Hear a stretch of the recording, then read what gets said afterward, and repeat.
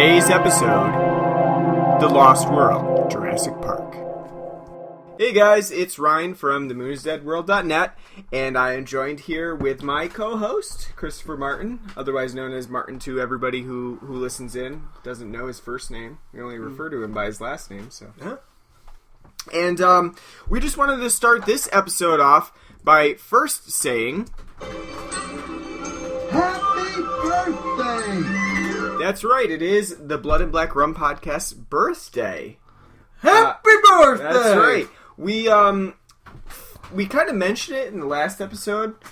We mentioned like we were coming up on that time that was our birthday, but we never really said when it was. That's because I didn't know. Honestly, I don't really keep track of that too well. But I did look on iTunes, and it lists when you first posted your first episode, and it was 7/5/15, and that was Man, Pride, and Vengeance. And so we've been going at it for over a year now, and that's been pretty consistent. We've been trying to do like a week or 2 week episode. Yeah, I think the longest we went was almost a month. Yeah, no, not even a month. It was like 3 weeks. 3 weeks because that was in between when I was really busy, and that was not too long ago actually. That was like 3 weeks. But yeah, we've been going at it for a year now. So I just want to say congratulations to ourselves. Yeah, pat on the back for being so consistent and sticking with it despite challenges and everything else. So hopefully we've evolved, and hopefully you've evolved with us, and as I say, if you understand our humor. If you've been there from the get-go, thank you for listening, and what's wrong with you? But for those who are just tuning in, we are the Blood and Black Rum Podcast. Recently, we've been testing ourselves with films that we don't necessarily like, but films that we have to watch in one way or another. We watched Independence Day to start off our Jeff Goldblum Month, which is not a very good movie looking back on it. No, it's not at all. Nostalgic, but in the wake of it, as I was telling you earlier, I've been watching some other podcasters and reviewers doing reviews of their own of the film, and they all say, like, why do people like this film? This film is fucking terrible, atrocious, abysmal. Oh, yeah. But if they tell people, like, I don't like Independence Day, people are, you don't like Independence Day? And I think it's because people probably haven't watched it in 20 years. Yeah. And if they watched it now, they'd be like... In some ways, like... This movie stars Will Smith? He's not even in the movie. Like... Yeah. I mean, in some ways, I feel like some of these films from the 90s that really gained a lot of popularity, they are really cheesy. Like, what's up with that? Why do people like these super cheesy films and think back on them in a way that's, you know, that makes them better than they are? We were talking about that. We were talking about Independence Day, Armageddon.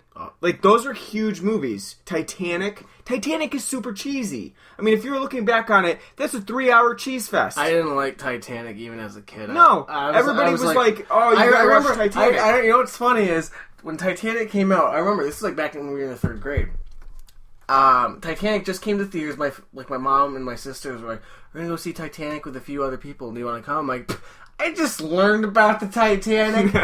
The boat sank hitting an iceberg. Why do I need to go see a movie about a ship that gets... There's definitely no historical value in seeing Titanic. I was just like, I already know the story. Boat hits iceberg. The end. Made some major. And that's me, like, as a 9-year-old or whatever, just being like, or 8, 7 years old, being like, please, boat hits iceberg. I'm so smart. I'm too smart for that, Titanic.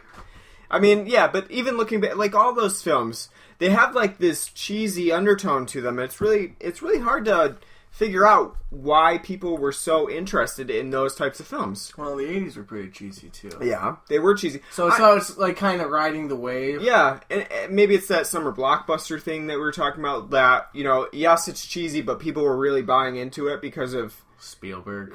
This is what is out this summer, and it's got a huge budget, and I'm supposed to like it, so I will, sort of thing. But the reason we bring up like that cheese factor, I do think it's kind of it's cyclical. Like I said, the 80s, you know, especially they definitely have like action films, like, you know, over really the top and like cheesy, and same thing like the 90s. But like when you look back to like the 70s, you know, for the most part, that's like when you got really gritty, and then like exploitation films too. Would be like the other side of it, but I think it's just more what the time period kind of calls for. And I mean, I do confess I like the grittier films more. Oh no, I do too. Like that's why for me, like one of my favorite decades in films, like the 70s, because it's like the way things are shot, they look, and like how the tone, like with like Taxi Driver and what as we reviewed earlier, The Warriors, and just that style of film for me is in the Godfather, and it's it just suits what I like. Cheesy, as I've said 1,000 times before, I'm not the biggest fan of it, but when it's done right, I can appreciate it. Or if it's done in such a way that's so bad that it's enjoyable, I can appreciate it. But like if it's not, if it's not done well, or if it's not like if it's cheesy, but at the same time they're taking it very seriously, and it's not done well enough for you to be like, it's funny, it's. I don't know. I think with with a gritty, like more down to earth gritty film, you can get away with more things. Like if it's because it's played straight and the tone is supposed to get you involved and into that. But if it's cheesy, it's got to hit a very fine line of being cheesy or like, and how serious is it taking itself, and it's a much more. You got to be right with it, because if any little thing's wrong with it, it's going to ruin the mood and the tone of the film. I can't help but feel like that, as films have their scripts become cheesier and full of those kinds of catchphrases that you see, it just takes away from the impact of whatever you're getting. Like, I don't mind a more ridiculous film, but at the same time, those one-liners, they really get to me, because it's like, okay, you're not taking your film serious enough to hope that the audience is as well. Well, see, that's why I would like, for me, when it comes to like Bond films, Connery had a way, like, I mean, even like, the first like 2 Bond films are pretty serious. Dr. No and From Russia with Love are pretty serious and gritty, but Connery's witty and kind of pops off a one-liner, but it feels natural. But as his films progress, they get more and more outlandish and cheesier. And his one-liners do too, but then when you get Roger Moore coming in after Lazenby, almost all of his films, except 1 or 2, are very cheesy, over-the-top, corny, and they're just filled to the brim with one-liners, and it's just like, all right, Roger, cut it. Or like Lazenby. No, I like Lazenby. I'm just kidding. I like Lazenby. That was a sad pun. I was gonna say I'm one of the few people who actually like George Lazenby as Bond. His one movie, and it's the second best Bond film in all of the canon. I think what we're getting at with the cheese factor and the looking back on the 90s and seeing the sort of more ridiculous aspects of those films is because we're covering The Lost World today, Jurassic Park. And I'll tell you one thing that really bothers me about The Lost World, Jurassic Park, is that it has to tag Jurassic Park on at the end with that colon. Well, so it's Jurassic Park film. It makes me angry. The dinosaur on the front box isn't, isn't good enough. When Michael Crichton wrote The Lost World, he titled it The Lost World. It didn't need no fucking tag-along Jurassic Park to it. Like this, so this is the sequel to Jurassic Park. Exactly. And I think he was confident enough, he's like, people are going to fucking read this. I don't need to title it a sequel to Jurassic Park, because people are going to read this. They're going to be interested. I'm fucking Michael Crichton. I wrote ER. Actually, at that time, when really? The Lost World... Is that what ER is? He created ER. He created ER. I did not know that. Yes. But anyway, I don't think... I think ER was after The Lost World when he wrote that. But anyway... Yeah, so that really bothers me, because before we did this podcast, I had to look it up. I had to look at, like, is it subtitled Jurassic Park? Is it The Lost World alone? It's subtitled Jurassic Park. That's like the official. Wikipedia lists it as subtitled Jurassic Park, so that's correct. That's Wikipedia lists it like that. Definitely correct. Well, I remember always as, because it has the Jurassic Park logo. Yeah. It says, like, The Lost World. Yeah, but underneath it, it's got, Jurassic Park. Yeah, in smaller letters. And I was wondering, is that, like, just a quantifier or something? But no, that's the official title. The Lost World, Jurassic Park. I don't know, it just bothers me just a little bit. Just a little bit as, like, a an English major, someone who studied English. It bothers me a little bit, but yeah. So we're talking about The Lost World, Jurassic Park, and thinking back on it, I have very fond memories of seeing The Lost World in theaters. I mean, that was a big thing at the time. I can't remember exactly how old I was, but I had to have been younger. Young enough to know that I had seen Jurassic Park previously, and that I was very excited to see The Lost World in theaters. So I remember being very excited to see it with my parents when we checked it out in theaters. The Lost World released in 1997, so I would have been, what? How old would I have been? 8 years old? No, right? 7, 8 years old. Seriously? Yeah, it's May, so yeah, you'd be 7. 8 years old. Yeah, so I was really young. What were my parents thinking? I was definitely not 13. I didn't see it in theaters, but I got the VHS for Christmas that year. You know, I didn't even ask for it. I just, and I got a few Lost World toys, as I was telling you, and like the whole... I definitely had like all the Jurassic Park toys. Yeah. I had like the car, not the car you're talking about, not the one that is in The Lost World that pulls out like with had the Jeep with the though. side. You had the I had the Jeep, yeah, from the original Jurassic Park. My cousin I had the that. compound. I had the entire compound. I had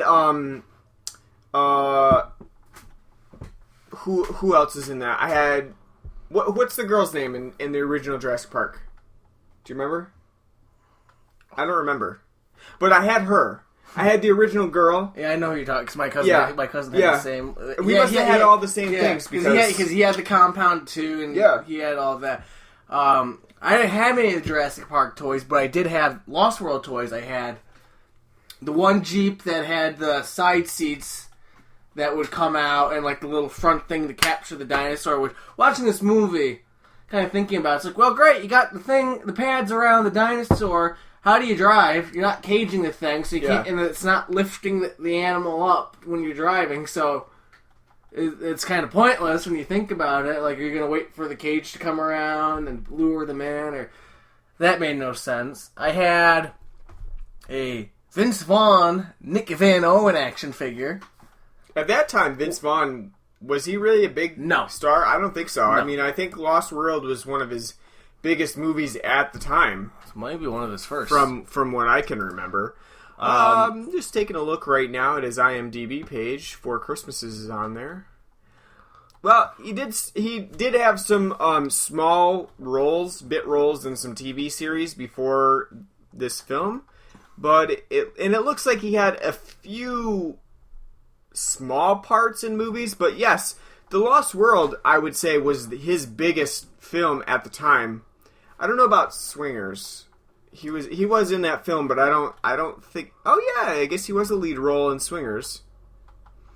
So Swingers in 1996, and then showing up in The Lost World. Later, he'd be in Wedding Crashers. That's right. Fun fact: he also voiced Nick in the video game Jurassic Park Chaos Island, which I've never heard of. So I don't, but I remember our friend Jared. I don't remember what the Jurassic Park game was. It was one for the PC. And you play a chick... It had to have been this one, it looks like. No, because it didn't have... This one has Jeff Goldblum and... no, but it was... Star-studded. It was... Yeah, the Goldblumian Factor. I know. But the one he had... I honestly don't remember. I know it's just... All I know is a Jurassic Park game. I remember playing it with him. And you were playing a chick on the island... I don't remember what you were supposed to do, but I remember specifically to check your health bar. You looked down at your tit, and you had her tit, and she had on like a heart tattoo on her her left boob. You mean she was wearing like a low cut blouse or something? Yeah, low cut shirt, and so you could see her boobs. Top down, as if you're looking down. Yeah. And she had a heart on one of her boobs. And that's how you checked your health? Yeah, and it would, if she got, the heart would lose color. So basically, you guys are checking your health the entire game. Oh, yeah, Yeah, exactly. You didn't play the game. You just wanted to check your health all the time. I see what that game was about. I don't think Steven Spielberg had final say on that. I don't think so either. I don't think he would have approved. But, No, I don't know that game at all. No, I don't remember what it's called. I just know it's a Never Jurassic heard. Park game, and that was around the same, a little after The Lost World came out. Because Yeah, I don't think it was Chaos Island. no, It doesn't seem like it. but I did also have a Jeff Goldblum, Dr. Ian action figure, and I had not the Jurassic Park game for the Sega Genesis, though I did rent it often from our local video store. Yeah. I had the Lost World video game. I never played that one. Not a lot of people played it. That was, like I said, I was telling you, it's a top-down shooter where you either play as Goldblum or the Safari Hunter Roland, and you basically just go around on your levels with a gun, just shooting dinosaurs and trying to get to the end. So basically, you played the evil people.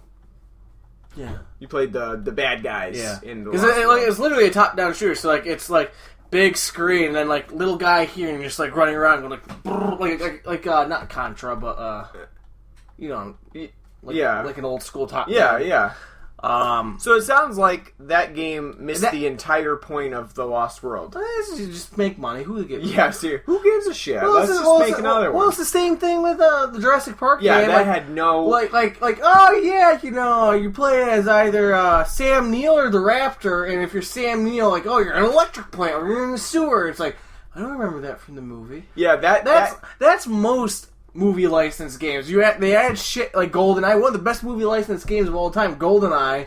There's most 90% of that game's levels are that didn't happen in the movie. Yeah. Yeah, that Jurassic Park game had zero things to do with the original film. And, the whole point, why are you playing a raptor? It's fun, that's why. Yeah, maybe it's fun, but why are you playing a raptor? I mean, the raptor is in the end of the film, and, I never got far enough into what they would call the story at Sega Genesis times, which didn't really have one. They just had the. But- as I said, they just had the. If you played as Sam Neill, you had the cut scene of them in the Jeep, Yeah. and then the T-Rex breaks out and it gets split, and the first level is he's just falling out of the Jeep from the tree, and you're trying to make your way through the jungle. And then, it just as you move from level to level, it's you're at this point on the island. Yeah. You're at this point. But if you're the raptor, it's you're the raptor and you break free from your cage and now you're just running around eating people. Because you're a raptor. Because it's fun. Yeah. I never got far enough to even know what's going on in that. Well, like I said, that game was fucking hard. Yeah, well, like I said, the same thing with Lost World. Lost World was fucking hard, too. Pretty much all Sega Genesis games were fucking hard. Well, I bet if we played them now, they may not be as hard. Thinking adults would be but at the same time, Sega Genesis games, they really punished you for any mistakes you made, because there wasn't really a save at that time. You were you die, you're done. That's it. Start over. Well, it's funny because as I remember, being a big Mortal Kombat fan, playing on the Sega Genesis, you gotta take a piss, can't hit start. There's no pause in this game, so you gotta keep going. And then it came when I got to when Deadly Alliance came out for the Xbox, and I can pause in the middle of a fight. This is great. I can pause and take a. Yeah. There was a new thing for you. It's this is great. This is great. I'm still sad Liu Kang got his neck snapped, but this is great. All right, we've gotten away from the Lost World a little bit here, so let's take a break and talk about what we're drinking. And this week we don't really have anything new as far as beers or anything like that. Do you? I don't think you got anything new. Nope. I'm still trying to finish up that 15-pack of the All Day IPA from Founders, which we talked about in the last episode. You just don't like it enough. If you liked it, you would finish it. No, I do like it. I just don't. It's been very hot out. I'm trying not to drink as much. Especially today. I'm trying to be the guy who's not got a beer belly anymore. You don't even have a beer belly to begin with. Well, I do a little bit. No, I'm trying to get rid of it. You don't. I have a beer That's why I have a beer belly. That's why when I told you when I was running today and the other day, I'm built like a brick shit house, but I'm still outrunning people who are healthier. And well, I wish that I had time to run because I would, but I don't right now. 30 minutes you can schedule. It's a lot. It's a lot of time when you don't not. get home till 5 o'clock, and then you got to make dinner, and then you got to do all your blogging shit, and it's a lot. All I hear is I got to do this fucking podcast. All I hear is excuses. Yeah, so tonight we're actually drinking, mixed drinks. I had a whiskey sour to start things off with no orange juice. No orange juice, but a War Eagle whiskey, which is pretty cheap. It's a bourbon that's pretty cheap. $20 for a 750 ml. Basically, yeah. But at the same time, it's really good for mixed drinks, and it's not bad straight either. So I will give it that. I mean, it's pretty cheap, and I think it's even cheaper in certain areas. Like here, it's not so cheap. It's cheap, but it's not like really cheap compared to what I've seen it priced as. I was gonna say $20. New York is fucking expensive for like taxes and shit anyway. Everything. Well, I was gonna say $20 for a 750 milliliter bottle of whiskey. That's a pretty good deal because I consider like Old Granddad is like really cheap and low end. That's $21 for it. So the only cheap whiskey like that is like Canadian Club or Canadian Mist, like for $10 a bottle. The thing is, that's not bourbon. That's Canadian whiskey. So you're not true. So I like $20 for 750 is it's not bad at all. It's not a bad deal because like another cheap whiskey, but it's pretty expensive. Like considering is like Red Stag, like the lower end Jim Beam. Yeah. That's like $25 a fucking bottle. Yeah. When you can spend like a couple bucks more and get Jim Beam regular. True. So true. So it's not bad. Yeah. The other thing that we had tonight, though, in really living up to the name of Blood and Black Rum Podcast, is Kraken Black Rum. With some Pepsi. Normally, I am a Coke person, but we got Pepsi for our 4th of July party, and we had it left over. So, obviously, we're going to use it. I like both. I think I like Pepsi a little bit more than Coke, but when it comes to mixed drinks, definitely a Coke person. I like a Jack and... That crispness that you get from it. Jack and Coke or rum and Coke, it's just much... But I really enjoy, rum and Coke or rum and Pepsi or whatever you're going to have, especially with the black rum, because the black rum is super smooth. Kraken Black Rum is really smooth. I love Kraken. Goes great with root beer too. Yeah, it does. Even cream ale, I think, would be really good. I have not had it with cream ale, but I'm guessing that it would be very nice. You know what I really like? Our Dark and Stormies. That's basically like a ginger beer and a black rum. Very good. I haven't had one, but I had it at a bar one time. Kind of a shitty bar, but still, it was really good. It was made with it's still hard to fuck up. Yeah, it's not very difficult. But it was made with You're not ordering it like a fancy drink like a grasshopper. It was made with Gosling's black rum and their ginger beer, and it was really good. And that was the first time I'd had a Dark and Stormy. And Dark and Stormies, I haven't really seen around, but I'm sure people can make them. They're very good. It just depends on if you have ginger beer lying around, I guess. But really good. I would definitely recommend those drinks. At least a halfway decent bar, because that's what goes in a Moscow Mule. Yeah. Which are delicious. Yeah. I mean, they're very good. They're very good. I would recommend a Dark If I made more money and didn't have a shit ton of student loans to pay off, I would invest more in like drinking mixed drinks and stuff. Yeah, instead of just being hardcore down the beer line, but because but because I don't, I just like, all right, just beer, simple, good to go. But I do, though at bars I never order mixed drinks. There's only been like a couple. It depends, yeah, it depends for me. Going through college, the only time I'd ever get like a mixed drink is like, oh, it's $2 rum and Coke night. I'll have a rum and Coke. Yeah, might as well. If it's a fancy bar, I'll order a beer or a mixed drink. Or like on my birthday, my one friend ordered me a grasshopper. What is that? I don't know what goes in it per se, but it's like a minty mixed drink, and they put whipped cream and sprinkles on top. Wow, that kind of sounds weird. It's really good. Yeah. I only got like the one time because I just remember this is after I graduated from Muskegon. I went up there for my birthday. My one friend's like, and he's my best friend up there. He's the only one that knew it was my birthday, and he's like, I'm getting you a grasshopper. You're getting a grasshopper tonight. And I was like, oh, it's got fucking whipped cream and sprinkles on it. He's like, just drink it. I'm like, it's really freaking good. Huh. I'll have to give that a shot. I've never heard of it. I don't know anyone around here that would make it. I've never heard of it before, but it sounds interesting, especially with the whipped cream and sprinkles. I don't really hear about that too much on like a mixed drink, whipped cream and unless it's like a chocolate one, like a mudslide or something like that. But no, it's a mint, like a minty one. Like a mint julep sort of. Mint julep. Nah, because I imagine that mintiness would be a whole different kind of Cut by like the whiskey that you got in it. Tastes like plant instead of mint. We have mint outside, actually. Oh, do you? Yeah, we're growing it in the herb garden. Oh my god! Yeah, we haven't used it yet, so we should. Slap it on your steak, a nice minty steak. Minty steak? I don't know about that. You always give Put it a it in try. our ice cream. Be the first one to try it. Put it in the vanilla ice cream.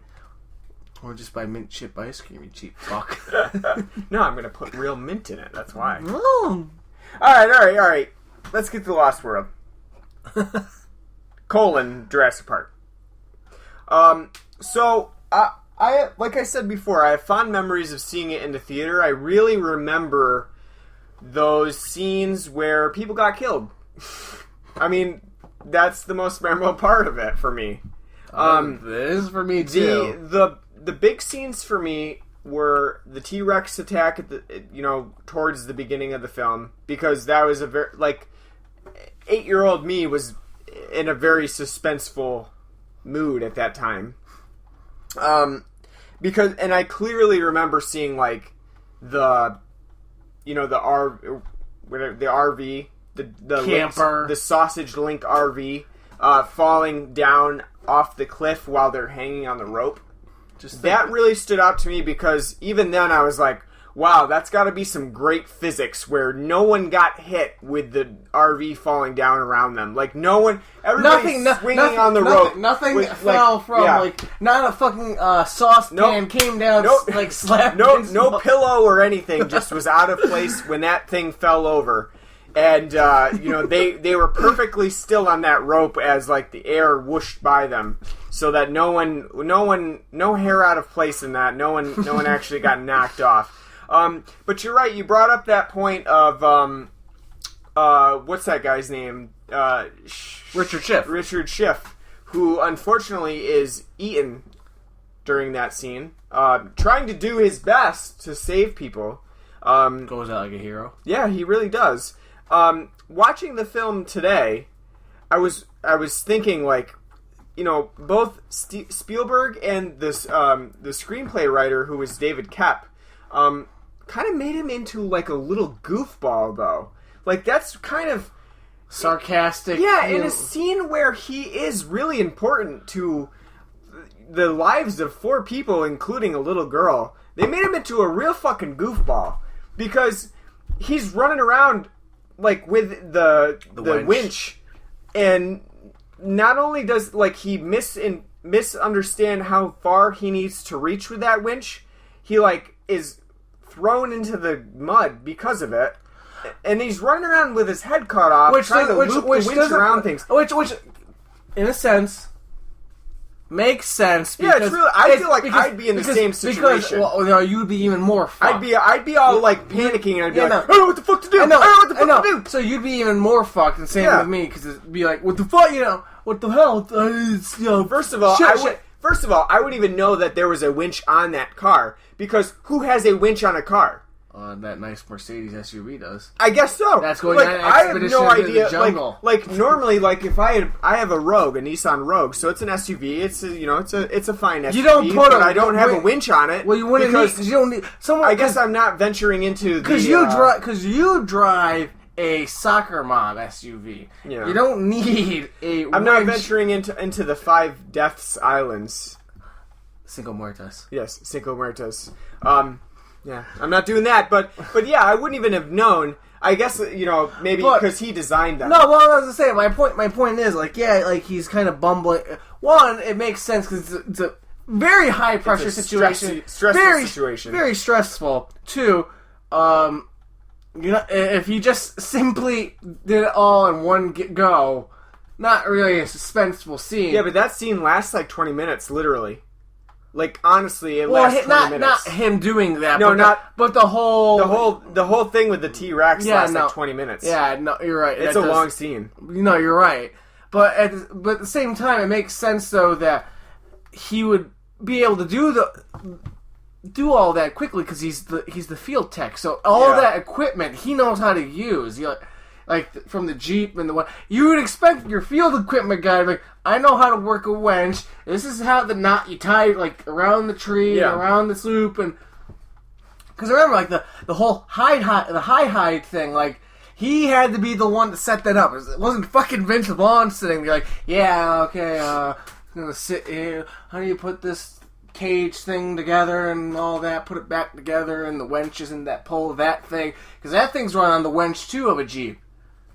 Yeah. Because it's got to be brought in the air. It's lifted into the air somehow. And the only thing they would have to do that is the wench. They don't have a crane. Yeah, so it'd be the wench. Over. So it's him that's doing it. So yeah. It all makes sense. But no, you're right. Throughout Richard Schiff's scenes, he is very not smarmy, but sarcastic. Yeah, and kind of, you know.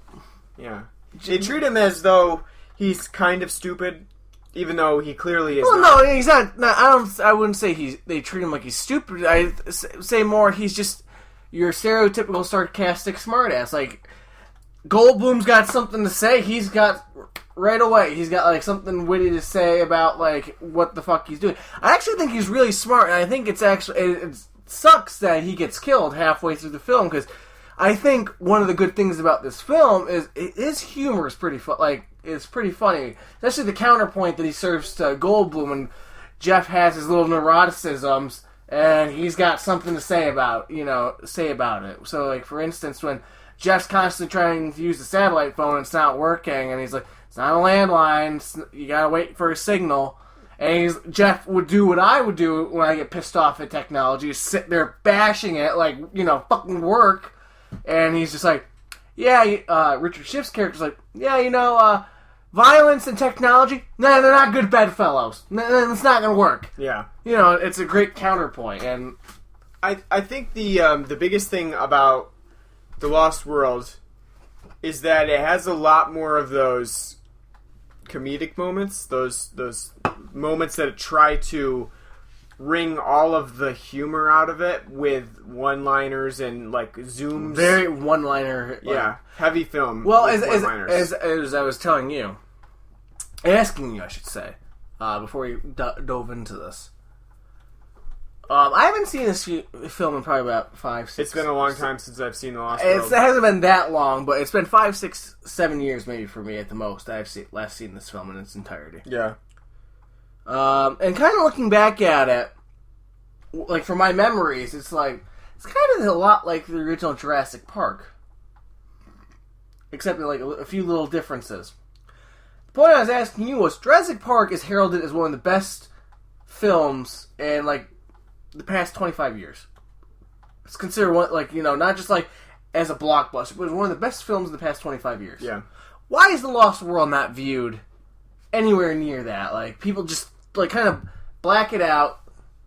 It's a difficult question, and it's one that has a lot of parts to it. I mean, it's been a long time since I've seen the original Jurassic Park as well. So, I can't say from memory how well, to me, that film holds up as far as, like, looking back on it. But it's even from looking back at the time period itself. The film was like Lost World when it first came out was the highest grossing film of like its box office weekend, right? I think at that time, but right after that it went off just yeah. And that's and I asked you that question because I look back before I watched this film, kind of looking back like, I don't remember The Lost World being like a bad film or anything disparaging. I don't get why, because Jurassic Park 3 is awful. Right. I can see why people would that was terrible. Never look fondly back to that, because outside of Sam Neill and William H. Macy, that film sucks. But, I kind of look back at The Lost World, it's like, well, why is that not viewed as well? But as well as, the first one.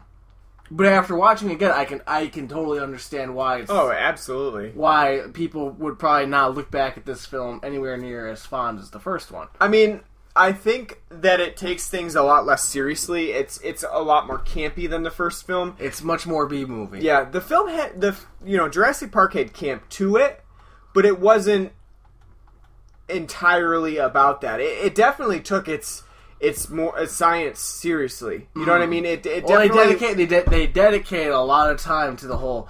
Oh, we got a mosquito and it's trapped in amber, but it's got blood in it and it's got dinosaur DNA. But sounds ridiculous, but they take it. Yeah, very... and they made it into a film that you at least could believe in the premise of it. Mm-hmm.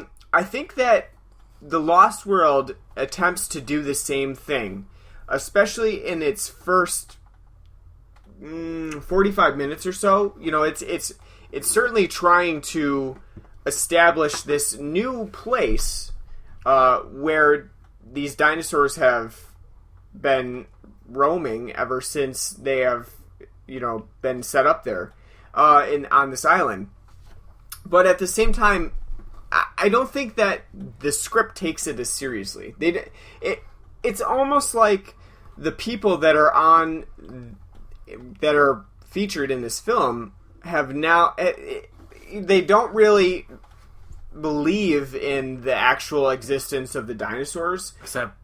Except for Ian. Jeff Goldblum. Jeff Goldblum's character. And Sarah, who is the scientist who is studying these dinosaurs. Like, none of them really believe in this. And it's weird because...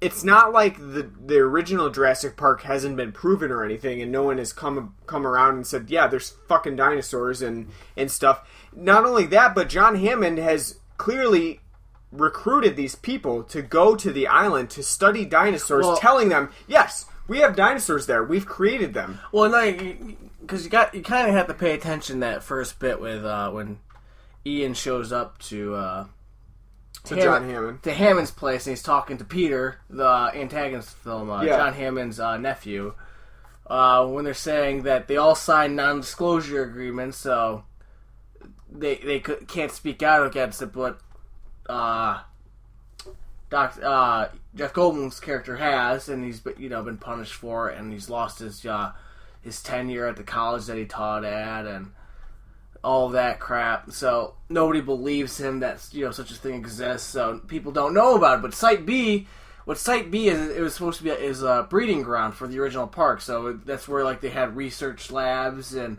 breeding for the animals. That once they got bred, they could then be moved over to the park itself. But so that makes sense why there isn't a whole fences and all that because it wasn't set up for it to be like a park. They just have little places where they probably bred the animals, and then okay, we're gonna take them over. But once you have them, after the island's been abandoned, because they say a hurricane came through and destroyed everything, they had to abandon it. But the dinosaurs that were there were able to breed, and they be successful breeding and continuing on. And then thus Hammond wants them to go there and to keep, get a record going of them, and so people can see that these animals are living, they're fine, contain them and let them, exist as they are. Yeah, but I mean, even so, these people that are going to the island, they know that there are dinosaurs there. They know that they're there, and yet... Hammond had to open that checkbook to get most of them there. At the beginning of the film, when they eventually do get to the island, the Site B, they are still in awe. And awe is not really unrealistic. I mean, seeing a dinosaur for the first time, you would probably be fucking shitting your pants. So, I mean, that's in itself is not unrealistic, but the way that The Lost World goes about introducing our new characters to the dinosaurs really doesn't make sense, because if these people are so well versed in dinosaur, knowing about educated about dinosaurs, they're not, because Vince Vaughn's the documentary guy. Yeah, so he doesn't have to know anything. And then Eddie, played by Richard Schiff, he's the field tech guy, so he just knows the equipment. So yeah, but you wouldn't get any old asshole. But when you think about, when you're right, when you think about when the guys that Hammond sends over there, it doesn't make sense. Like, okay, you got Vince Vaughn there to film it. Yeah, gotcha. You got Richard Schiff there to run the tech. Gotcha. You got Sarah there as a paleontologist who would, have some background in the habits and life of these animals. Gotcha. Then you got Goldblum there as the mathematician and chaos theorist. What's it going to be like? Yeah, nature finds a way because of chaos theory. Gotcha. Yeah. It doesn't make sense. They basically put, out of all the people Hammond from the first film could have asked to go back there, would have been Sam Neill. Yeah. You would have been like, okay. They would have gotten him back too. You're a paleontologist too. You come back, but he's probably like, hell no. At that point, a chaos theorist is not needed. They don't need him there to. They're still going. So it's not like you don't need chaos theory would said even though they don't have, because the dinosaurs were designed to, if they don't have lysogen in their diet, they'll die. They'll die off very quickly. But because of the soy, the soy has lysogen and a few other things that they've been eating, the herbivores have been eating, that is found on the island, they're surviving, and because carnivores eat herbivores, that gives them the lysogen too. That's why they're able to be successful. Yeah. So you don't need a chaos theorist to be there, like, this situation that seems improbable. Well, chaos theory says it's probable because anything can happen. Yeah. So they basically just have him there because Julianne Moore is there. So, and that's his girlfriend, his daughter there too, to add more stakes to it. Yeah. But I think that the whole beginning of the film is very slow and unnecessarily drawn out, to the point where it's basically repeating what Jurassic Park did. It's repeating all the same thing. Like, here's a land full of dinosaurs. Really? We want to get there? Then you first see the dinosaurs, and then you have the John Williams score coming, like, do do do do do do. Like, look at the wonder of these creatures, and then shit goes, wrong. It's a repeat of what Jurassic Park did, and so anybody who saw Jurassic Park is like, okay, yes, I saw this before. This isn't really anything new. Those who didn't, it's like, why didn't you see Jurassic Park? Everybody saw Jurassic Park. Like, you came to the Lost World, Jurassic Park, and you didn't see Jurassic Park. That's your fault. Like, that's like us going to see Captain America: Civil War, not seeing the other ones. It's like, well, that's our fault. I understand that I'm not getting what's happening right now, but that's totally my fault. There's 2 other films that I did not see, plus a whole bunch of other I was saying more than 2 Marvel films that I didn't watch. So I get it. That's my fault. I should have done that. But yeah, for Jurassic Park, even with, like I said before, with that that subtitle of Jurassic Park, I should have seen that first film. Well, not even if they didn't. The fucking logo's the same. So exactly. It's basically all the same. You'd have to be. I think they just swapped the colors. You'd have to be living under a rock to not know. At that time. Yeah, you definitely would have had to be living under a rock. It would have been like, the Lost. Let's go see it. And I'm like, this is a sequel. Yeah. Yeah. You absolutely would have had to have been living under a rock to not know. This is that was a huge blockbuster. And looking at the box office numbers for The Lost World, it was huge. Their budget was $73 million, which was, that's high. But anyways, they already recouped that on opening weekend with $90 million. In the U.S. alone. In the U.S. And then finally, for gross, they made $229 million on this film. It was 600. That's nuts. Like 6 something in the worldwide. That's crazy. That's a lot of money. And the only film that beat it that year was Titanic. Yeah. Which made over $1 billion. So people were definitely interested from Jurassic Park. They were coming back for The Lost World. And I think that opening that is so slow, watching this film now, The Lost World is super back-ended.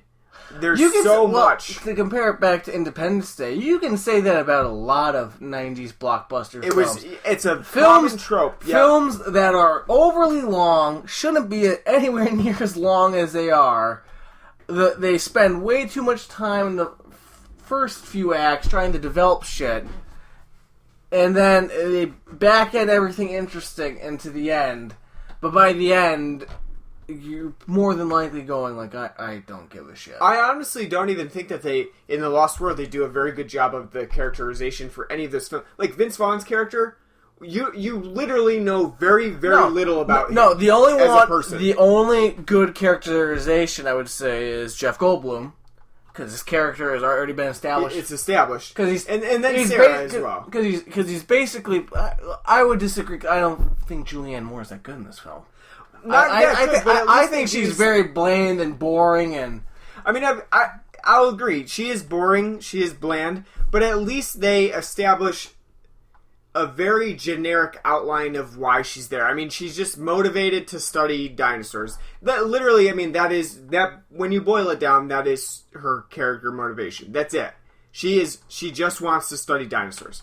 But at the same time, I mean, when you compare it to Vince Vaughn, who really has no motivation whatsoever. Well, because they just sprinkle in at opportune times, like things about him, like, oh, he's the videographer, he's been like certain places and whatnot. Then like, oh, InGen shows up, and Hammond knew this might happen, so he sent Vince Vaughn there because he's had experience, like, you know, fighting corporations and breaking, you know, and that's why he's there, because he's an environmentalist and fucks with things like that, you know. Oh, that was just sprinkled in there, just like because, you know, that the plot needed it. Yeah. But I mean, easily, like I said, the most developed character is Jeff Goldblum's, because he was already in Jurassic Park. So all you gotta do is take his eccentricities, which are very heavy in the first Jurassic Park film, add him here. But now he's the star, and that's your focal point for characters. But like you said, like most of the main characters in this film, Vince Vaughn I find to be terribly wooden, boring, dull, miscasted. I don't know who the hell thought, like, hey, let's get Vince Vaughn for this role. Yeah. Not a good idea.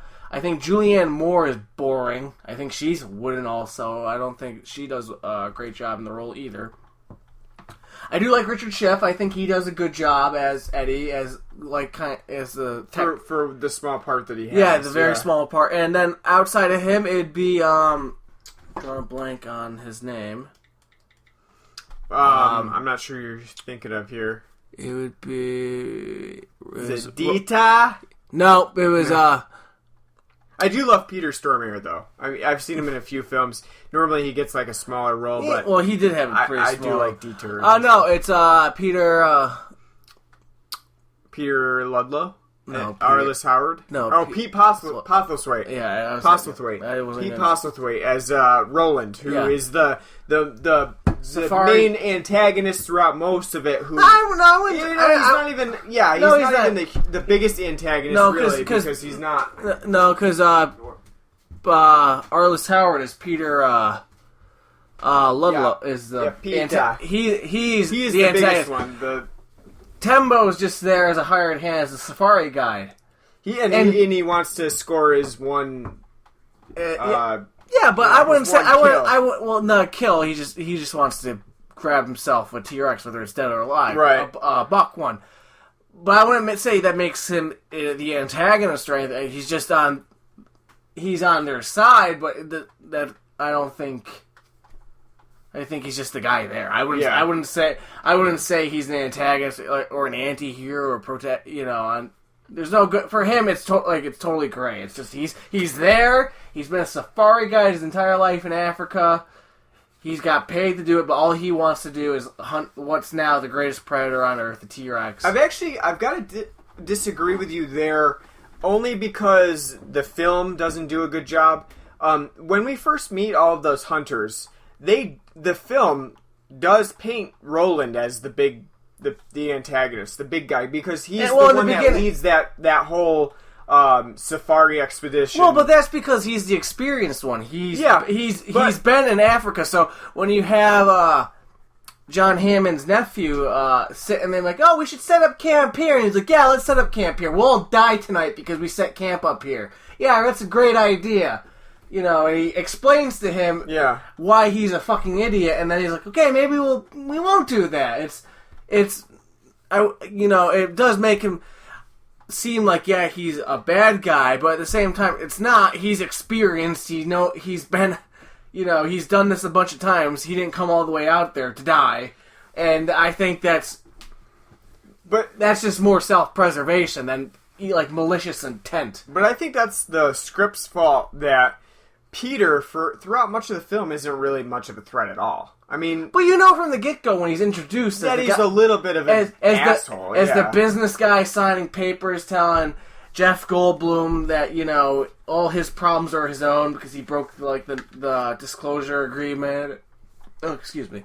And all that. You can tell, he's your standard corporate asshole that you're supposed to go, oh, yeah, he's the corporate asshole.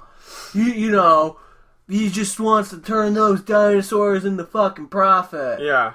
But I mean, I don't think that the film does a good job of even including him throughout the film, or throughout the beginning of the film. Well, even throughout the film, because as I was telling you, let's play a fun game. Is that Peter or another character called RJ? RJ. They look the same. They talk the same.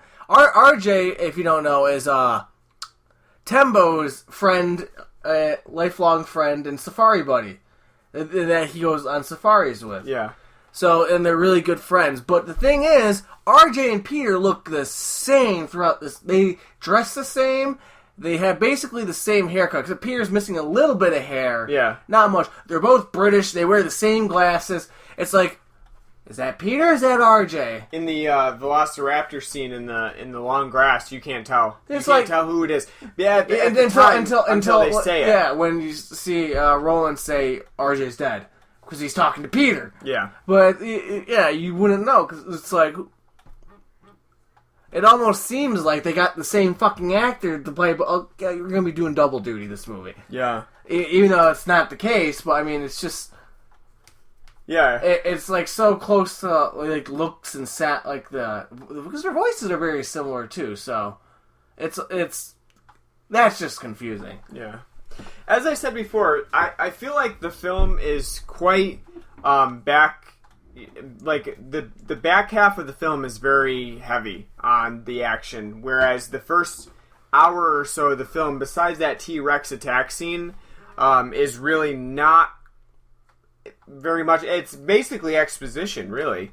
You know, what do you think about them, like, backloading the entire part of... You know, this film is 2 hours. Basically an hour and 29... Or 129 minutes.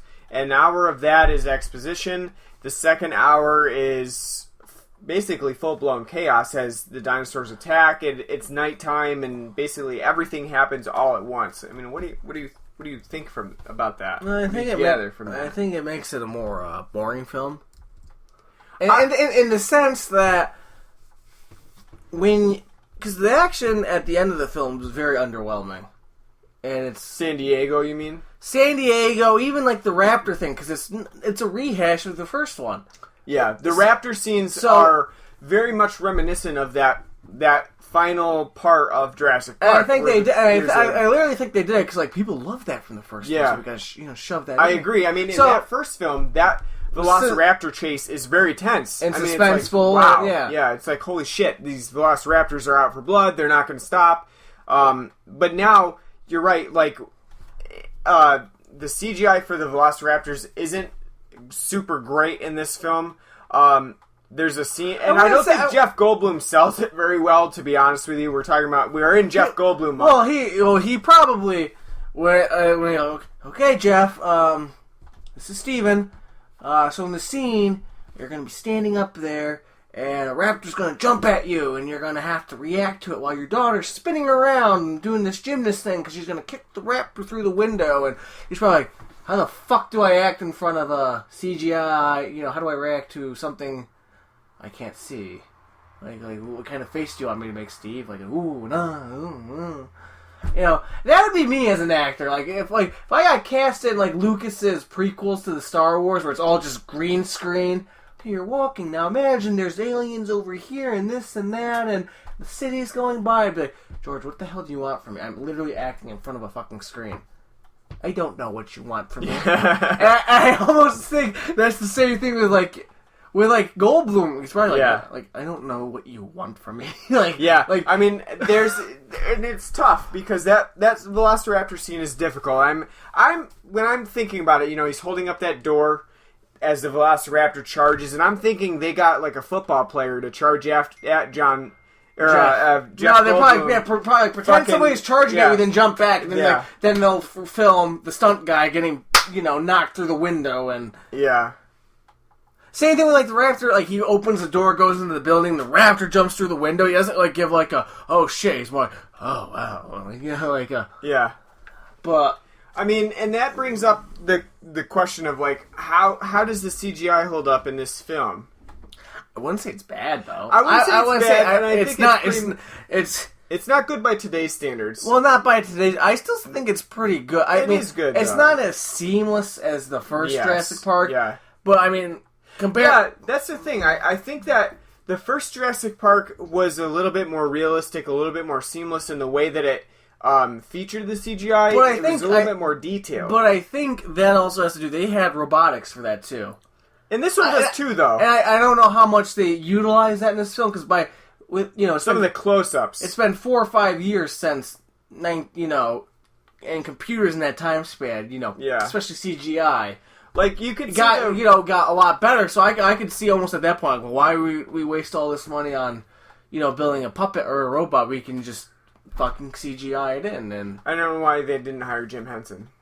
They could have Fozzie chasing. Exactly. There you go. Exactly. Or the Swedish chef. Bork, bork, bork, bork, bork. They did use the mechanical stuff. You can tell when they have like the baby T-Rex. Mm-hmm. That's certainly mechanical, as far as I could tell. Some of the close-up scenes where there's like grazing are mechanical, but yeah, I think they're relying more so on the CGI aspect of it. Especially in scenes where, like, the Stegosauruses are... Yeah, you can clearly tell that. It's very... And one of the things that I thought was kind of sloppy was when there's a scene where the Velociraptors are fighting each other when Sarah is kind of pressed against a building. She falls off a roof. And they kind of tumble next to her, and there's no movement from her. Like, there's no, like, wind gust or even, like, her flinching back from it. It's literally, like, static. Yeah. And that itself is, like, a lack of detail that I felt was really noticeable within that.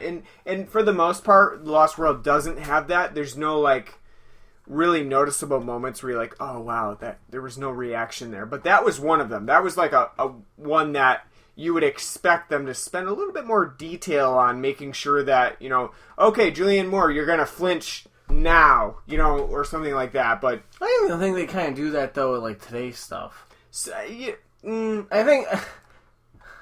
I don't know. I think it's just a little bit more blocked than what it was in... I just more World. blocked now. Like there's more setup and more... Oh, because, Even if it was like a dude in a green suit, like rolling past her. I mean, at least she could then kind of recoil. But see, that's why to me as like a filmmaker, I could probably never like do anything with CGI because that shit would just drive me crazy. It's like well, there's gonna be a giant monster, but right now just watch this dude in a green full body suit. Well, like I said, like with Lucas filming the Star Wars prequels, like almost every scene was just shot in front of a green screen. Yeah, everything. So it's like, okay, Ewan, Samuel, you're gonna be walking and talking. Yoda's gonna be there, but you can't see Yoda because he hasn't been animated in yet.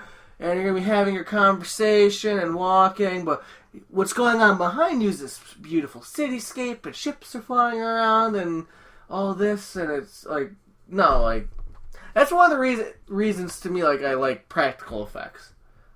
It's just the real, like, you get more, especially as a viewer, you get more engrossed.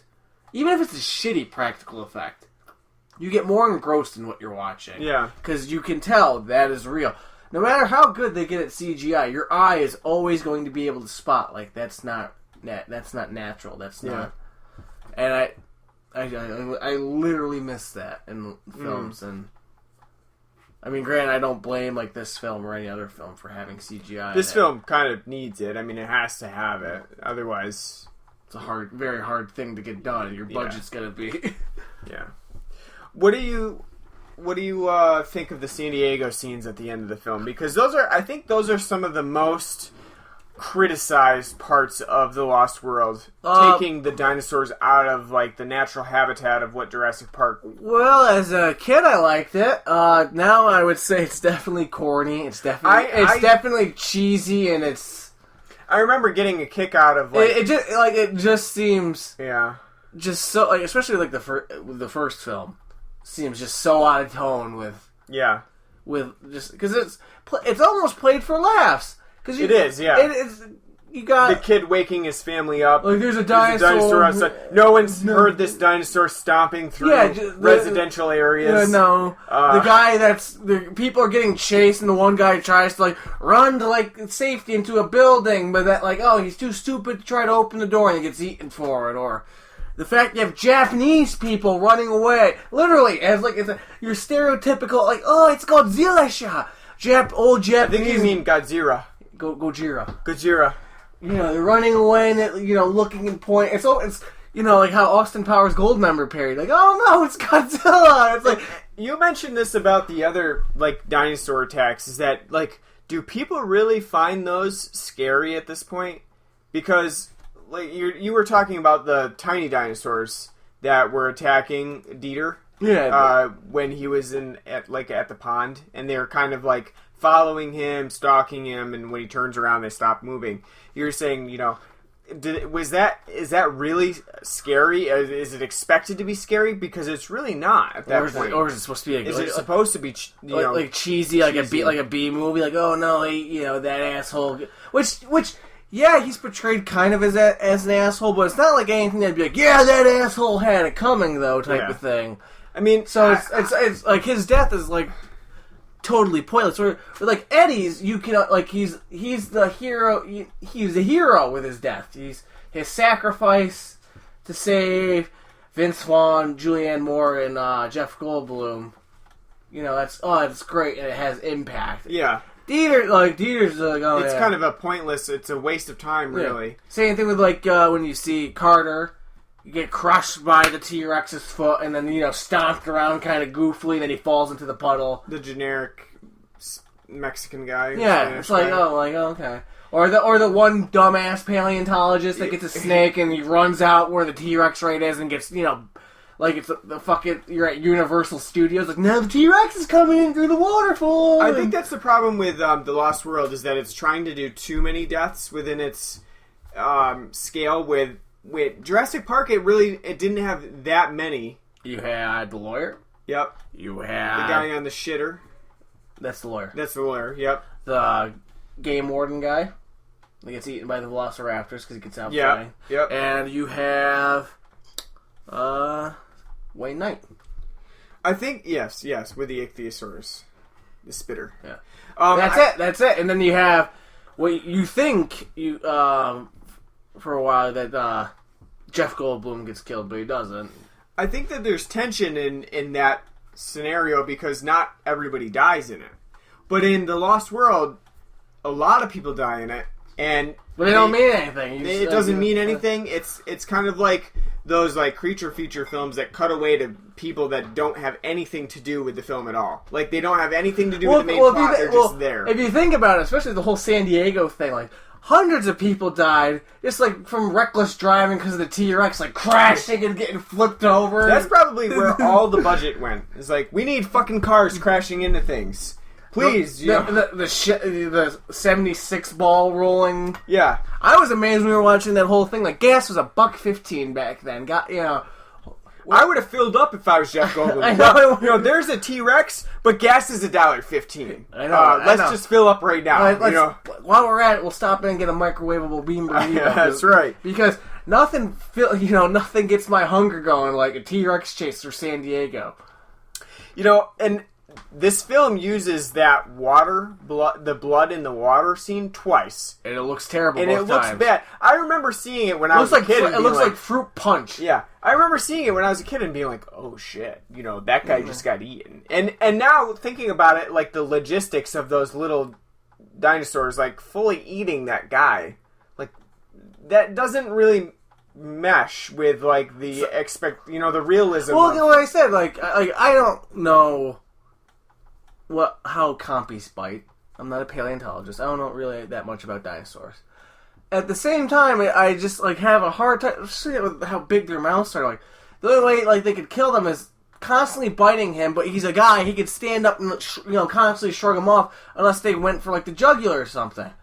But at the same time, like how many of them are focusing on the jugular? And even like with like one bite, their mouths are so small. I don't think they'd bite to get him. And at the same time, he doesn't. They don't show his death. It's off screen. But he's not like he's gurgling for blood. It's like and then it just, he's dead. Yeah. And you see the blood running through the water, and it's like, so what killed him? I mean, it certainly seems like Steven Spielberg was going for more of the violence here. I mean, you got Richard Schiff, right? Yep, Richard Schiff ripped apart by 2 T-Rex. You've got people stomped to death. You got, people eaten by the little compies. Another T-Rex attack, which kills that one dude, that one horrible paleontologist who seems to not know anything about paleontology, really, even though he pretends he knows facts. He really doesn't. He really doesn't know anything about them. Well, no, he knows, but I mean, I think... he just kind of sucks. He's like the guy who's like, yeah, I know everything about paleontology, but they hired like a 2-rate guy who's like just looking for a paycheck, really. The guy who thinks he knows everything. Killed a bunch of people in the Velociraptor field that you don't know. And it goes for those violent moments, and then worse than going for those though is that it often cuts away from it. And he totally went halfway. Yeah, half the time when those, especially in the Velociraptor scene when they're in the field. They're taking out the guys. Half the time, you don't even hear them like yelling. It's like just you hear the Velociraptor noise, and they just get taken down. You don't even hear like a fuck. Yeah, that's like that's like if Alien went halfway, because that would be such an enjoyable film. Those are so those attacks are a lot like what you would see in something like Aliens, where all of a sudden they're walking along and an alien jumps out of a heat duct or something, or like Starship Trooper. Yeah, exactly. But again, they went halfway. All they show is like a raptor flopping its tail around, like, "Oh, I'm so happy, I'm eating a dude," So I think that's another big thing. It's like, yes, okay, you added a lot of off-screen violence, but really, is it really doing anything for your film if you add it like that? Because it's no more tense than Jurassic Park. Actually, it's a lot less suspenseful because of its corniness. I mean, well, like I said, I think this film is it suffers from that. It's definitely going like the Indiana Jones route, where it's B-movie corny, but at the same time, it's not done like in the really well sense. Or even, it's not even done in the B-movie sense that like it's going for it. Like, as a viewer, you're not really sure. Like, am I supposed to be laughing at it, or is it supposed to be a scary, suspenseful movie? I'm not really sure, and I think that The Lost World suffers from that sophomore slump of Steven Spielberg being like, okay, the first one made a lot of money. Well, he probably didn't want to do this. He probably didn't. I imagine he probably saw the pitch, like, okay, then probably got halfway through making this thing. He's like, why am I doing this?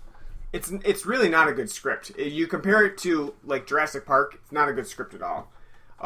David Koepp's script is you were right. It's like the CSI Miami of dinosaur movies. Goldblum's got those one-liners down, and I think now we might as well get into the Goldblumian Factor quite a bit. Actually get into it more so than we have in the rest of this podcast. All right, so where would you put the Goldblumian Factor for The Lost World? Oh, it's high. It's high. It's certainly, like Steven Spielberg said, Jeff, be yourself for this film. Well, it almost feels like the script was like, his character was just like, okay, who's this character? Like, they didn't develop the character. Like, get Jeff Goldblum to do this. And actually, we just want Jeff Goldblum. A lot of the time in the film, it seems like he's either improvising or he just doesn't know the line. Because he's throwing in a lot of ums and uhs and like just tossing words in there. I don't know if he really does know this. Like the one scene where he's talking to his daughter, and his daughter calls the one lady that he wants to send her to while he goes down to Isla Nublar. She's like, oh, she doesn't even have Sega. She's a troglodyte. And he's just like, that's a good word. Yeah, it's a good word. Good use there. It's cruel, almost like he probably had a line. He's just like, oh yeah, wow. Yeah, I mean, he's good word. He's definitely stumbling over things and doing his little stutters in a lovable way. I would say. I agree, because like I said, I think the best part of this whole film The one reason why I would watch this film several times would be for Jeff Goldblum. And his introduction in this film is fucking fantastic. After you had the poor little girl getting eaten by compies. And a scream from her mother. Which they don't show her getting mutilated by the compies. No. She's screaming, and then it's, you hear the sound of a subway going by, and then it just shows Jeff Goldblum yawning. As I told you, should have paused the film, just like, okay, we're done. End it there. Things can't get any better. It was great. We saw The Lost World. We saw Jeff Goldblum. We're out. That's it. Save ourselves an hour and 55 minutes. But yeah, I mean, this is really high on the Goldblumian Factor. It's a film where it seems like Spielberg just let Goldblum run with scenes and really didn't edit him in much of a way at all. I mean, I think that this is really, if you were to speak to Jeff Goldblum, this is pretty much how he would talk to you. Yourapartments.com, Jeff Goldblum. And, I mean, I will say that he does look handsome. He's got that, like... He's got, like, a scruff going on. Yeah, the scruff, all black, blue and gray, and that's what he was doing. Leather jacket. I mean, not wearing the glasses this time. Nope. He went to the contacts. No glasses. Kind of a half Caesar going on, like, because the Caesar haircut was getting pretty big at the time for male actors. So it's kind of like one, but he's not willing to go all Clooney there. He's keeping it a little bit longer. Yeah, but he's great. He gets all the one-liners too. It's like Independence Day with the "Time's up." It's a natural extension of what but on a much, like a bigger scale of just what he has to say. Like, yeah. It's a natural extension of like what he did in Independence Day. It's like he did Jurassic Park, and then which he's very yeah. Jeff Goldblum. That's his whole character. He did Jurassic Park. Just him being neurotic, and then they got him for Independence Day. They were like, he'd be a pretty good role, pretty good actor for this role. And so they kind of toned him back a little bit on that one, but he still got some of the one-liners. And then in The Lost World, Spielberg is like, I don't really give a shit at this point. And so he just let him go. He just let Jeff Goldblum go. He's like, do what you want to do. Run with it. Have fun. Be ridiculous. That's totally up to you. Because, and Spielberg seems to know that Goldblum's going to take center stage here. He is main character, but also... all of his expressions and reactions, his one-liners, they're all gonna... Well, as I said, outside of Richard Schiff, who's a minor character, and then Roland Tembo, who's, not minor, but he's not anywhere near, a major character. He's got that little happy balance. Yeah. All the main players around him, as I said, are wooden as hell. So... Yeah. It's almost like this is Jeff Goldblum's movie to shine. Well, not just that, but it's more like if he didn't bring that, this film would be incredibly bland and unwatchable. Just because it'd be like I said, like why the hell isn't Sam Neill here? Like you'd think out of all the people Hammond could have contacted, another paleontologist instead of a chaos theory guy. That's who you want. Problem is, Sam Neill, kind of a bland actor. Yeah. Just overall, he's not gonna. He's gonna play it straight. Yeah, he's not gonna be. He's gonna play it straight, and especially because even in Jurassic Park 3, he's the straight man. Yeah. So in this film needed a neurotic mess of a man like Jeff Goldblum. Otherwise, it would have been like, I'm Sam Neill. I'm Vince Vaughn. I'm Julianne Moore. This is just such a fun trip now, isn't it? Yeah, I mean, I think that Steven Spielberg was giving him free rein, and that's to the film's benefit because they do get a lot of mileage out of Jeff Goldblum just having witty one-liners, zooming in on him, having ridiculous reactions. Gotta get that close up.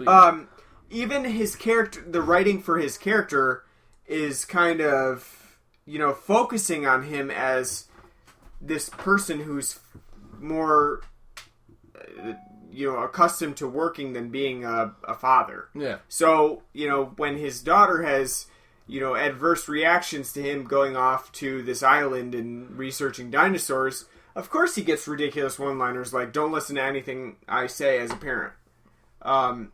It's just, I think that... Keeps calling her, like, not like, like, Kelly, listen to me. He's like, sweetie, princess, queen, but my inspiration, love of my life. You're brilliant, you're beautiful, you're brilliant, you're great. As I said, younger Donald Trump sits there and takes notes. Like, just say perfect a bunch of times and people will be like, this is the greatest thing ever. Just everything's great, it's wonderful, it's just perfect. Great and wonderful and perfect. It's the only way. I'm gonna fix this country, you won't even believe it. It's gonna be perfect. Absolutely perfect. Well, how are you gonna do that? It's gonna be perfect and wonderful. I tell you what. I love Mexicans. This is why I'm eating this taco bowl. The white guy made it. I'm pretending he was Mexican.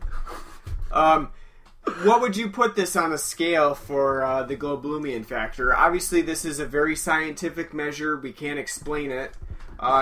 There's too many variables in this to explain, but... It's more complex than quantum physics. It's very, even his character as a chaos theorist would not understand this. He would probably just say, life has a way of sorting. And Jeff Goldblum has a way of being ranked. Yeah.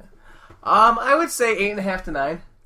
It's up there. It's definitely up there. How would you compare it to Jurassic Park? I mean, do you think he's higher on the Goldblumian Factor with Jurassic Park, or do you think Lost World really emphasizes that?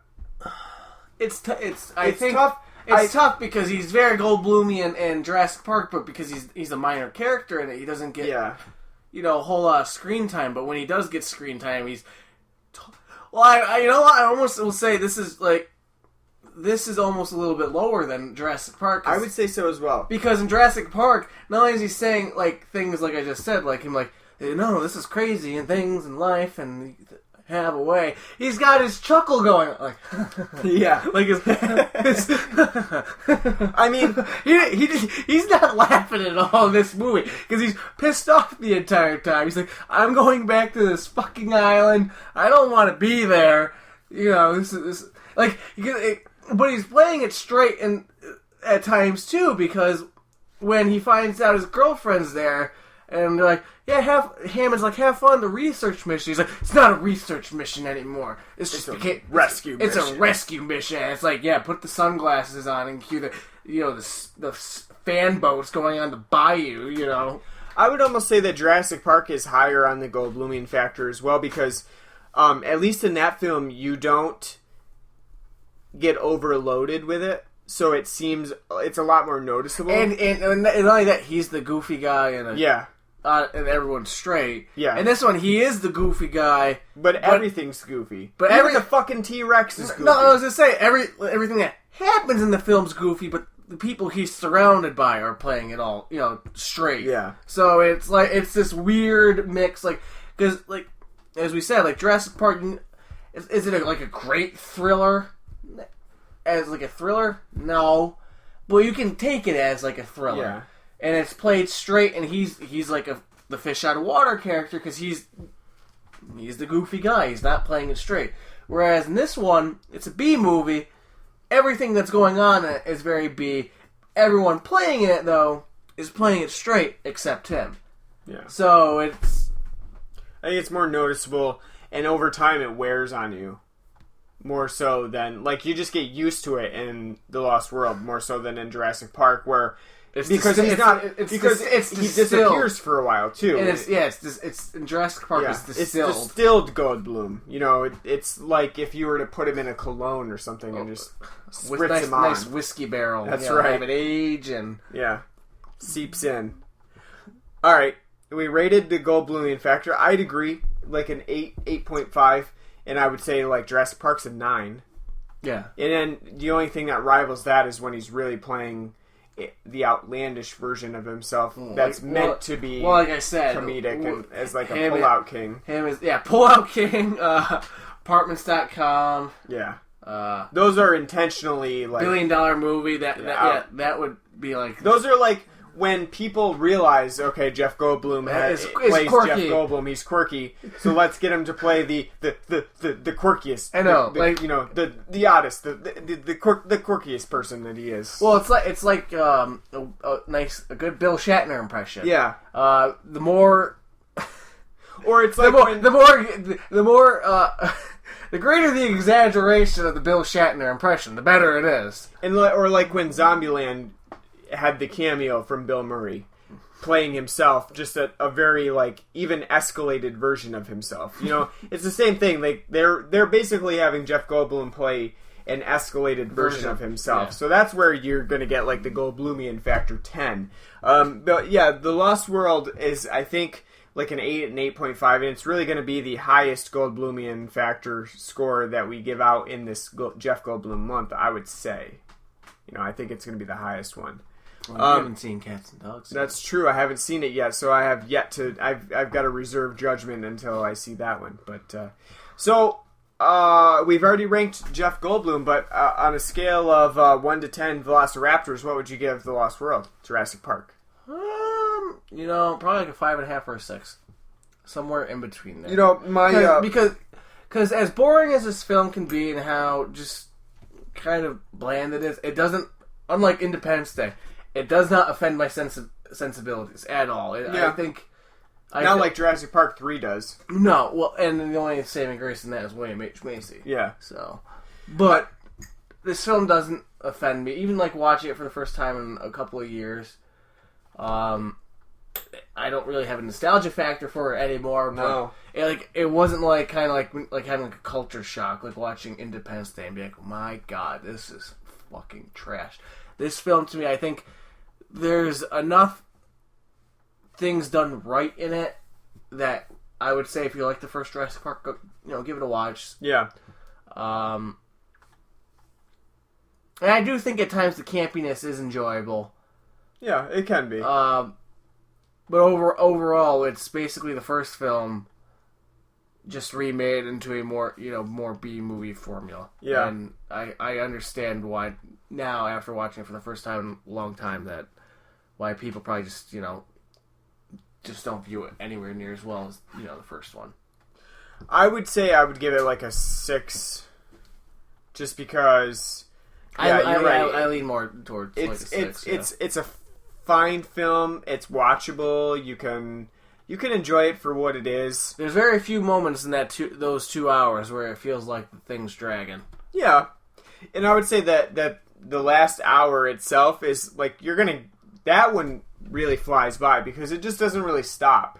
Not that that's a good or a bad thing. I think that's more of a middle ground thing. Like I don't think it's particularly good that they save everything until the last hour, but it's not bad either. It's certainly watchable. So, and with the Goldblumian Factor being a high 8 to 8.5, there's definitely things to enjoy about the film, regardless of how you're feeling about the CGI or the dinosaurs or the main reuse of the John Williams score. Exactly. Not really innovating there at all. No. Just hitting the same like even tones.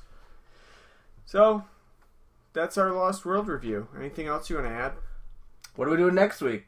We are probably doing, I'm going to say Cats and Dogs. Are you not going to say the other film?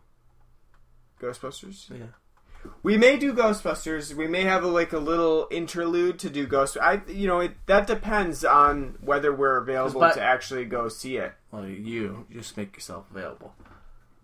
It's going to have to be a night before we do the podcast where we go see it, and then we do the podcast. Because if we go on your whole maybe we may need to do it like Sunday afternoon or something, like when you're out of work. Because if we just did the whole maybe whenever, the film will be out of theaters by then. That's true. I would say, and we will have missed the hit train that is. We should shoot for like Sunday afternoon when you're out of work, because I think that's the only time we're going to be able to go see it together. So, I would like to do Ghostbusters. We'll have a special interlude between our Jeff Goldblum month. Wouldn't it be great if Jeff Goldblum was in that? Cameo that would be appearance. That would be great. But alas, I don't think he does. So. Yeah, Ghost Goldblum here. You know. Plays a ghost. Like, I'm Ghost Goldblum. Slimer. Oh, yeah. Oh, Slimer. Getting goo all over. Yeah. I mean, it would be great if he's in that, but Isn't it amazing how Ghostbusters cartoon Egon Spangler kind of looks like a blonde-haired me? Yeah. But, I think, we will try to do Ghostbusters, and then after that it's going to be Cats and Dogs, and we'll end on The Fly. And it'll be sad to see the Jeff Goldblum month come to a close. Well, maybe we'll have to make it a yearly year long. Not a year long, but a yearly. We'll have once a year we'll do Goldblum month, and I'm like, okay, what 4 films of Goldblum have we not done yet? What's next month? Charles Bronson month?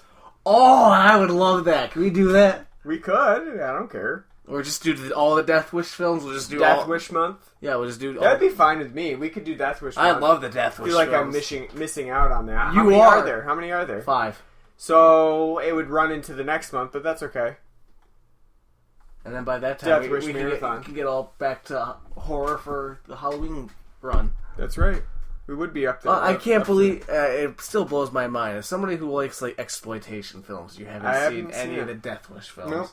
Oh, they're great. We'll have to do it. They're great.